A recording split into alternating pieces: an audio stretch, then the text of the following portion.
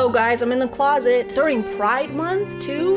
That's messed up. Anyway, while we're here, might as well talk about clothes, specifically these ones that you can get here at this website, because they're my merch. They are my merch. I don't know why I said that like it was a question. It's not a question, it is my merch. Here's this design, and this design, and there's also that design. Wow, look at that design. Here's some pictures and videos of me wearing the shirts and looking really good in them because they look really, really good after tomorrow when I've gotten my hair done and it doesn't look like deep fried straw. And if you wear them, it'll make you very cool. I'm sure you're already cool, but these will make you twice as cool. These will make you cool. Anyway, that's the merch, that's the announcement. Now we can get back to it. Fine, we can look at it one more time, since you insist, since you insisted.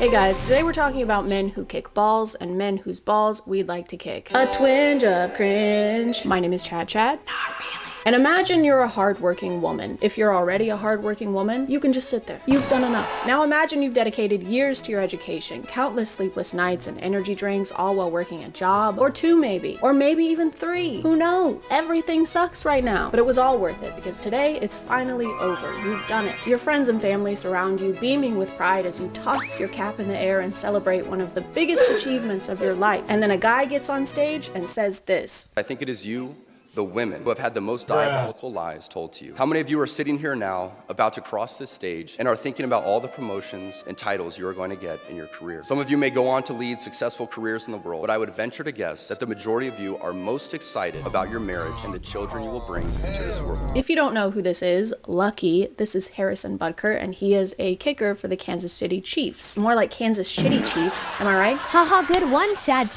Up top. Oh God, Chad. No, don't. If you don't know who they are Taylor Swift's football team. And if you don't know what football is, figure it out. I can't hold your hand through all of this. Harrison was invited to be the speaker at a graduation ceremony where he decided not to stick to the status quo. No.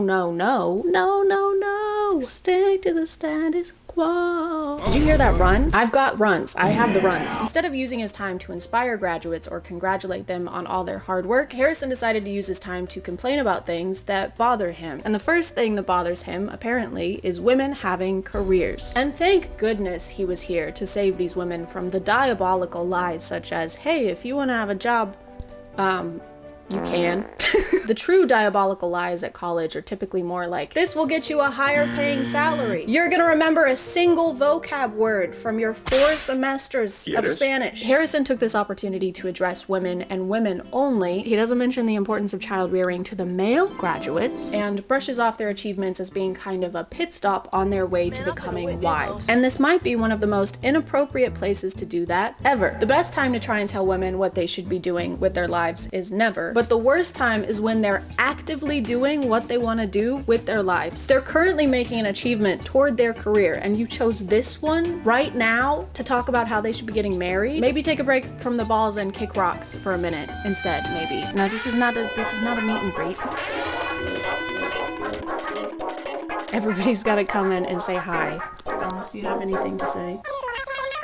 This video is sponsored by Raycon. Raycon is an expert in giving us the audio quality we expect from the big guys without the big guy price tag. I've had my everyday earbuds for years at this point, and they're great, which is probably why they've sold 3 million of them. But now Raycon is launching the new and updated version of the everyday earbuds. They're coming in a new variety of colors, like this purple one. This light kind of purple is my favorite color right now. It's like they're reading my mind. Get out of there, Raycon. They've also got ergonomic design to fit whatever kind of ear you have. Big ear, little ear, medium little ear, plus a 32-hour battery life and the new quick charge function where just 10 minutes of charging can get you 90 minutes of battery life. They're also waterproof and sweat resistant, so you can wear them while working out. I like listening to music while I get groceries because otherwise I get stressed out by the noises and I can't get groceries. Luckily, these have active noise cancellation, so I can block all of that out, and if someone tries to talk to me, don't. But also I can toggle to awareness mode so I can hear my surroundings very briefly, we hope. If you want to check them out, just click the link in the description or go to buyraycon.com/chadchad to get 15% off your Raycon purchase plus free shipping. Thank you to Raycon for sponsoring, and let's get back to the video. I'll talk to Harrison all year long, man. I just let him do his thing. I'll talk to him. Go say hello. It's not like in the lunchroom. You say hi in the lunchroom? No, we sit right beside each other in team meeting, and I don't say one word to him, only before the season and after the season. That's the only time I talk to him. I think this is just a variation of the podcast effect where something takes hold of some guys the second they touch a microphone. It's like they've never spoken out loud before and they need to get it all out in that moment while they have the opportunity. All right, thank you. Thank you all for being here at my wedding or baby shower, I don't know. Anyway, this reminds me of how much I hate chunky peanut butter. If I wanted to eat peanuts, I just eat peanuts. Honey, could you talk about our love, maybe? This reminds me of how much I would love for women to never speak again. He makes a comment about how his wife's life didn't begin until she married him. I can tell you that my beautiful wife, Isabel, would be the first to say that her life truly started when she began living her vocation as a wife and as a mother. Which makes it sound like women are mindless NPCs just hovering in a market somewhere until you propose to them with a mermaid pendant. I need Harrison Butker to know that I love my kids, I love my husband, but my life ended when I had them. It's pretty conceited, I think, to imply that your wife's life didn't exist until she was legally bound to you. Before we got married, before my wife had the opportunity of marrying me, she was hovering in this dark plane of incommunicable nothingness. Oh, where is my husband? Won't anyone wed me so I can see the skibbity toilet and taste the watermelon ice disposable vape? I'm beyond blessed with the many talents God has given me, but it cannot be overstated that all of my success is made possible because a girl I met in band class back in middle school would convert to the faith, become my wife, and embrace one of the most important titles of all, homemaker. After telling us how talented he is, he attributes his success to the fact that his wife is a homemaker and primary educator of their children. Oh, hell no, man. What the fuck? It's fine, I don't care. And I've noticed that a lot of husbands like this don't bring up being a homemaker unless it has to do with them and their own success. It's almost as if what they appreciate most about their wife's hard work is the fact that it's helping them do the actually important hard work. The important man job, career man, work stuff, sport stuff. Important stuff. Well, I've just gone and had a little observe of his Instagram, and are you noticing anything? And when I say anything, particularly, are you noticing said wife, mother of his children, in a single post? It's not so much I'm proud of her for what she's accomplishing, it's more I'm proud of her for what she's helping me accomplish. Me, the man who does the man job, sport stuff, work stuff, important stuff. But what she's doing is also work. You two just have different jobs. Except hers is raising future members of society and yours is kicking a ball between two sticks. Sometimes, in Harrison's case. And Butker is hooking and hits the post for the lead. No good. He doesn't stop there, though. He goes on to bring up every political qualm he has, such as reproductive rights, IVF, and degenerate cultural values. I wonder what cultural values he's talking about. Probably objectively bad ones. Probably, right? Probably bad ones. I am certain the reporters at the AP could not have imagined that their attempt to rebuke and embarrass places and people like those here at Benedictine wouldn't be met with anger, but instead met with excitement and pride. Not the deadly sin sort of pride that has an entire month dedicated to it. And during Pride Month, Mr. Butt? During Pride Month, Mr. Posterior? I'm just kidding, I'm behind, so this actually happened last month in May, which makes it perfectly fine. I kind of get it, though. He and a group of very sweaty men do play with balls every day, so he has to take a solid stance. Homophobia is the only option. I'm always saying this. I've always said that about homophobia, and that I've always said that about that stuff, and I always will. The thing is, he doesn't even go into detail about pride or what he finds wrong with it. He just throws it in there to make sure we know he doesn't like it. Just a quick little on the way kind of thing. All right, can I get you any extra sauce? You're gonna burn in hell for all of eternity. You know that? So that's a no on the sauce then? No. Can I get some honey mustard, please? Here you go. Thank you. And fuck you. He also mentions Congress just passed a bill that will put you in jail for bringing up the Bible. The world around us says that we should keep our beliefs to ourselves whenever they go against the tyranny of diversity, equity, and inclusion. We fear speaking truth because now, unfortunately, truth is in the minority. Congress just passed a bill where stating something as basic as the biblical teaching of who killed Jesus could land you in jail. Where?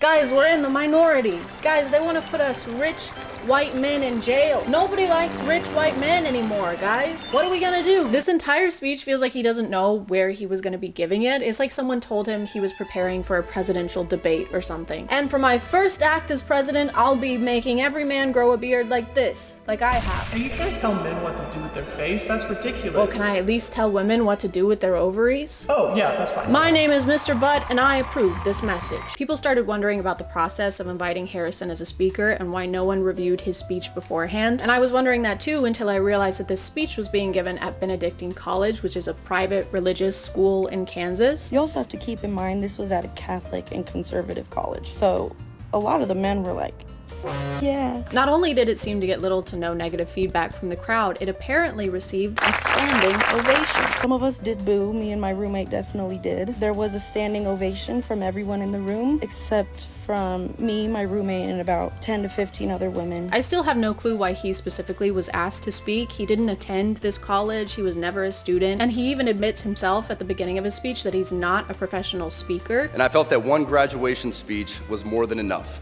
especially for someone who isn't a professional speaker. Which is true, but maybe don't start your speech by letting us know how unqualified you are to be giving it. Doesn't exactly instill confidence. I'm no professional doctor. I'm no professional nurse either, all right? I'm no registered anything. I'm not registered or qualified to do anything, just so you know, just putting that out there. Maybe someone else should do my catheter insertion then? Once clips of the speech got out, people started sharing their thoughts about it on TikTok. It is a crazy day when a football player that kicks a ball for a living is saying a speech at a college and telling women, you mean nothing? Your life means nothing until you get married and have kids. In front of women that have spent years working hard to achieve this amazing achievement. 32,509 signatures is crazy work, especially within the span of 2 days. It is honestly beyond comprehension to understand how in 2024 a man could get up on a stage and say that a woman's life is only meant for marriage and having babies. Absolutely insane. And for the most part, people were in agreement that this wasn't the most encouraging speech you could give to women. The women. But of course, you know what they say, behind every loud-spoken misogynistic man, there is a loud-spoken misogynistic Brett Cooper. With a college degree and a career and no children yet, I can confidently say that Harrison Butker is right. And there is nothing wrong with a man in tears celebrating his wife and thanking her for the sacrifices that she makes every single day for their family and their children, and the sacrifices that every mother around the world makes for her family. No one is saying it's wrong for him to thank his wife. He basically told a crowd full of women that they shouldn't be doing what they're currently doing. He claimed they'd been fed lies by choosing to pursue a career. Mr. Posterior's wife is allowed to do whatever she wants, and the female graduates in this room are allowed to do whatever they want without some football guy dude trying to convince them otherwise. And it's not wrong to acknowledge that millions of women around the world desperately want that. Want to be a homemaker. Are the millions of women with us in this one room at Benedictine College? We're not talking about women who want to have a family and don't want to go to college. That's a completely different demographic. Not to say that some women at this graduation don't want to have a family. I'm sure plenty of them do. But the fact that the only address to women he makes during this entire graduation ceremony is to brush off their accomplishments and basically say it means nothing in comparison to their wifely duties. Boo. Tomato. Tomato, potato, tomato, potato. I don't know what we expected though. He does have the literal word "but" in his name. Anything that comes out of him is gonna be shit. For some reason, people like Harrison believe it's women's innate desire to get married, and if they don't, they're denying themselves and are deep down very miserable. Not me though. Deep down, I am nothing. I have no thoughts. I don't actually exist yet, so I'm sorry. Let me just